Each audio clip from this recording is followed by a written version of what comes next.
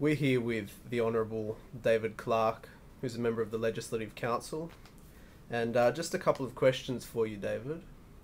The first is that Sir David Smith is soon to address an ACM function on the Head of State Revisited.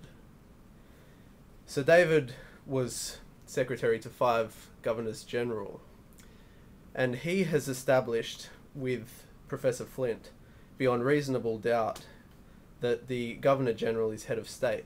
Would you care to comment on that? Well, look, I think he's actually 100% correct. Both of them are 100% correct. The Governor-General is, in fact, the effective head of the Commonwealth of Australia. Sir David was, as you say, Secretary to 5 Governors-General. Professor Flint is one of Australia's foremost legal and constitutional experts, former Dean of the Law School of UTS, has held many international and national and distinguished legal positions, and they are both in a position to know.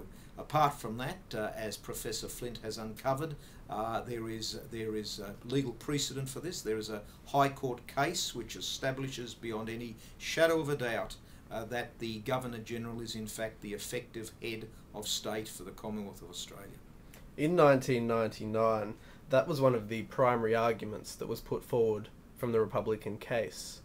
If there were to be another referendum, or indeed plebiscite, would you feel that that would again be one of the main arguments that they put forward?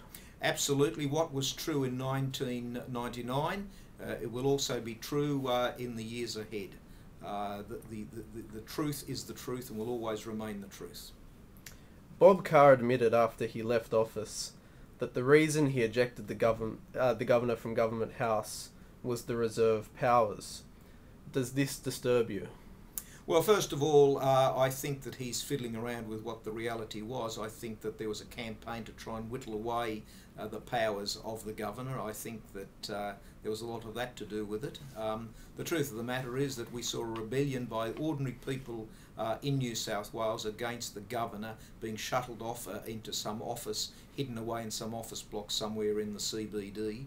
The truth of the matter is the governor has a very important part to play in the affairs of this state.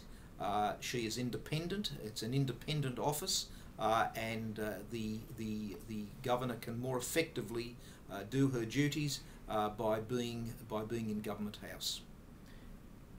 If there was to be a change of government in the next state election, would this be an issue on the agenda?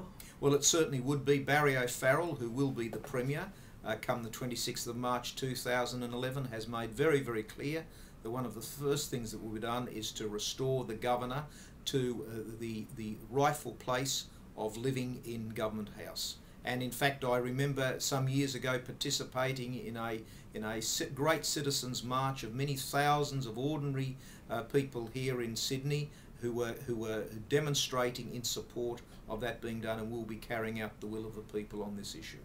Very good. Thank you, David.